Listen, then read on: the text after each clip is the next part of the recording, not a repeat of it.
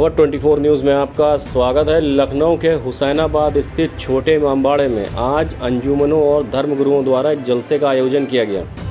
कार्यक्रम में सभी धर्मगुरुओं द्वारा इमामबाड़े और हुसैनाबाद ट्रस्ट के अंतर्गत आने वाली सभी इमारतों की बदहाली के खिलाफ नाराज़गी जाहिर की गई। मौलाना ने कहा कि जब कोई व्यक्ति हमारे निजी मकान या दुकान पर कब्जा करता है तो हम उसको बर्दाश्त नहीं करते, तो हम अपनी इबादत गाहों को बर्बाद होते कैसे देख सकते हैं।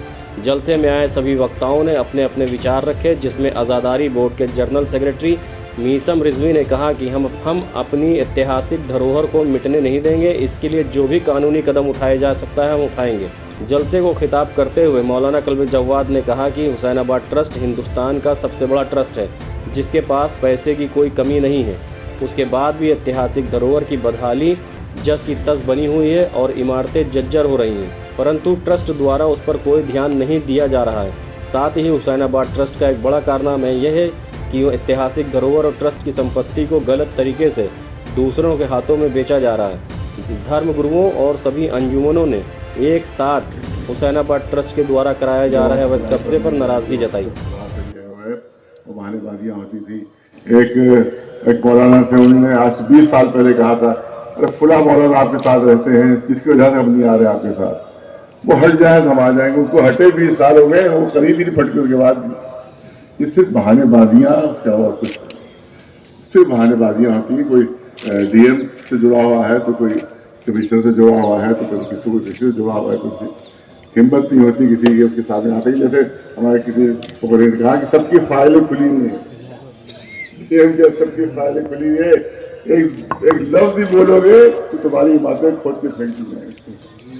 हिम्मत नहीं होती किसी की बोलने की, जरूरत नहीं होती किसी की बोलने की कि आगे बोल सके वो और किसी एहतजाज में शिरकत कर सके। ज़्यादा बहानेबाजियाँ होती है। आज इसीलिए हम कहेंगे अंजुमन और काले तक बुलाया नहीं जाता है। वहाँ ईरान में पहुँचा के वो लोग कहते हैं हमें बुलाया नहीं जाता, बुलाते बुलाते थक चुके और जबान हमारी थक चुकी है, कलम थक गया उनको बुलाते बुलाते। लिहाजा ये हुआ कि अंजुमन मतमी तरफ से ये प्रोग्राम किए जाए और वो खुद जाकर बुलाए। तब तो बहाना नहीं करेंगे जब 15 आदमी में पहुंचेंगे बुला तो किसको ठुकराएंगे, किसको मुकरेंगे कि तुम भी नहीं थे, तुम भी नहीं थे। तो इसलिए अब जाए अंजुमन ही जाए, उनको बनाए और उन्हीं की तरफ से जलसा हो और उन्हीं तरफ से प्रोग्राम हो। तो ये अंजुमन है अदा की तरफ से ये लसा है। और मुसलसल हमारे तो स्पीकर वो अंजुमन के बजाय हाय मातमी कर रहे थे, तो इंशाल्लाह कोई ना कोई हाय तो उनको लगेगी कि तो नहीं आ रहे, कोई ना कोई हाय थी तो हाय कहा कि कोई ना कोई हाय शायद नकली मौलवी जरूर लग जाएगी, लेकिन बगैर किसी उज़्र के नहीं आते हैं। किसी उज़्र अगर शरीक कोई है तो बात है, लेकिन बगैर उज़्र के सिर्फ डर के मारे या हसद के मारे या उनकी जो दूसरे कारनामे उसकी वजह से नहीं आ रहे हैं। तो लिहाजा उनको कोई ना कोई हाय इंशाल्लाह जरूर लगेगी उनको। और उसके बाद ये है कि ये प्रोग्राम होगा इंशाल्लाह। इसके बाद बाकी करबला में प्रोग्राम है, दरगाह में। उसके बाद जो प्रोग्राम होगा वो इमाम ज़माना की खिदमत में अरीज़े का प्रोग्राम होगा और उससे बड़ा हथियार हमारे पास कोई नहीं है, उससे बड़ा असलाह कोई नहीं हमारे पास। और अब लोग कहेंगे ना कि इत्तेफाक हो सकता है, लेकिन जिस वक्त मायावती के हुकूमत यहाँ मजरूब किया गया था, हमने सुबह जाके नमाज के वक्त, सुबह की नमाज के वक्त जाकर वहां पर अरीज़े डाले थे उसके खिलाफ। 8 दिन के अंदर हुकूमत की। अब कोई दावा नहीं करना चाहते, वो इमाम की मसलहत है, जब मदद करे। हम कोई दावा नहीं करना चाहते, जो हुआ वो बयान कर रहे हैं बस। कोई दावा नहीं कर रहे कि साहब इमाम हमारी बात फौरन सुन लेंगे और फौरन हमारी, लेकिन एक जो दावा है जो हुआ वो बता रहे हैं कि 8 दिन के अंदर हुकूमत गिर गई थी, जिस दिन हमने सुबह की नमाज के वक्त ये अरीज़े डाले हैं। तो लिहाजा ये बहुत ज़रूरी और बातें आपके सामने है किस तरह से गिर रही। कल डीएम साहब आए थे मेरे घर पर मिलने के लिए, उनके साथ ज्वाइंट कमिश्नर साहब भी थे। हमने सारे मुतालबात के सामने रखे।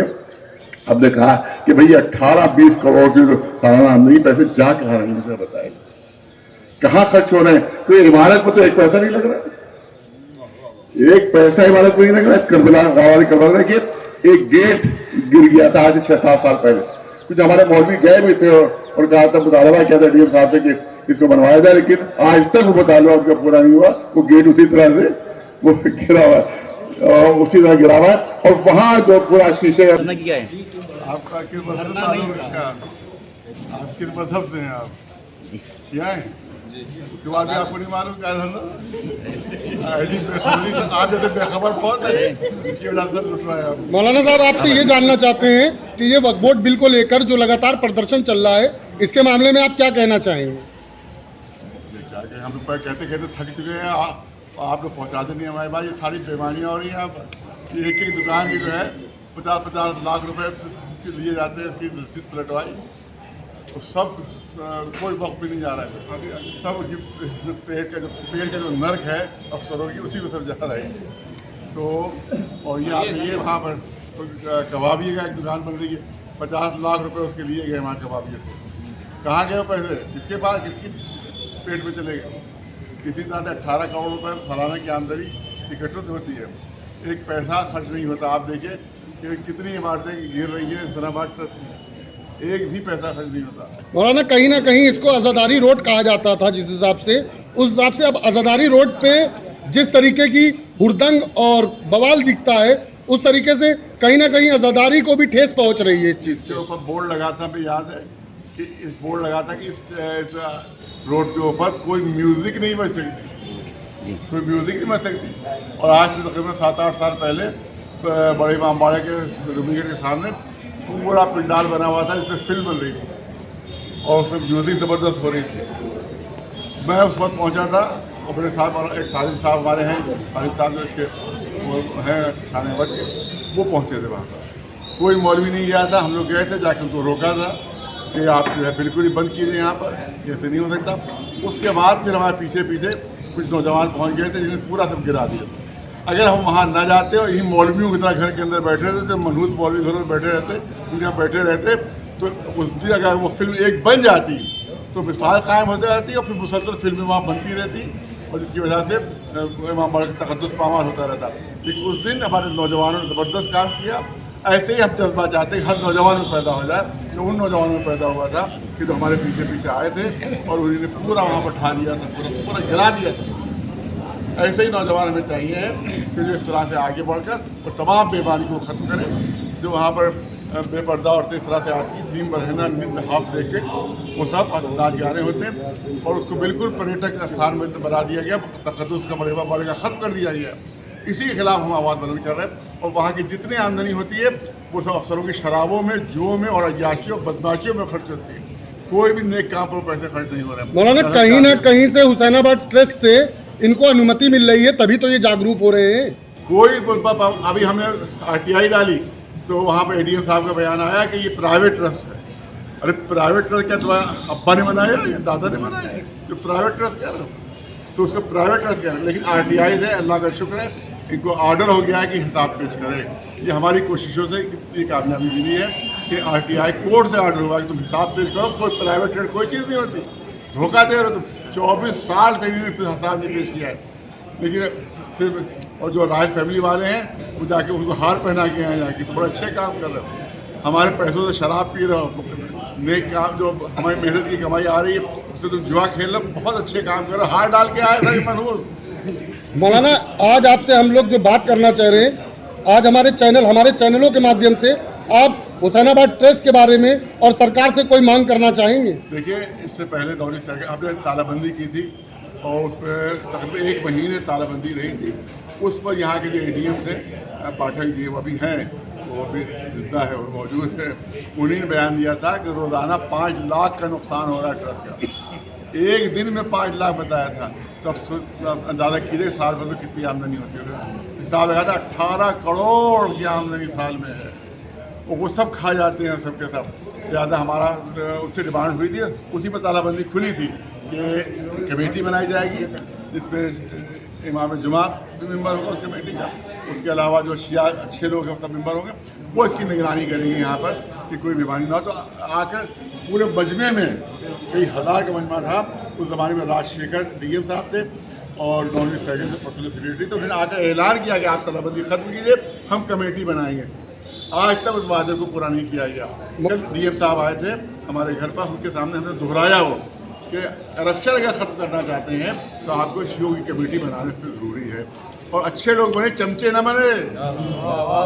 ये चमचों को बना दिया उन्होंने, वो भी खाए, चमचे भी खाए और देश भी खाए। मौलाना साहब एक चीज और जानना चाहेंगे आपसे, क्या कभी आपने बाहर निकल के इमाम बाड़े की संपत्ति जिसकी इस समय झज्जर हालत हो रही है, क्या उसकी मरम्मत के बारे में कभी नहीं सोचा, या कभी उससे आगे हुसैनाबाद ट्रस्ट से बात करने की कोशिश नहीं की कि एक महत्वपूर्ण चीज हमारे बीच से बिल्कुल गिरती और झज्जर होती चली जा रही है, इसके बारे में आप क्या कहना सैकड़ों चाहेंगे? बार बात की, ये पीछे पूरी इमारतें गिर रही थी आज से 10-12 साल पहले। उस पर हमने यहाँ पर प्रोटेस्ट किया तो यहाँ पर थोड़ी बहुत मरम्मत उन्होंने की थी, और यहाँ भी थोड़ी बहुत मरम्मत उन्होंने की, लेकिन पूरी तरह से मरम्मत नहीं हुई। फिर हमने बहुत बड़ा एहतजाज किया, इसकी तस्वीरें चल रही यहाँ आपने नहीं देखी। तकरीबन 1 लाख का मजमा था रूबी गेट के सामने, और हमने इसी में एहतजाज किया कि सब बेईमानियाँ खत्म हो और ये जो इमारतें गिर रही इनको बनवाया जाए। और फिर उसी पर हमारा एहतजाज फिर शुरू हो गया, और इसमें अंजुमन जो हमारी हैं उनकी तरफ से एहतजाज हुआ, और हम लोग सब उनके साथ हैं।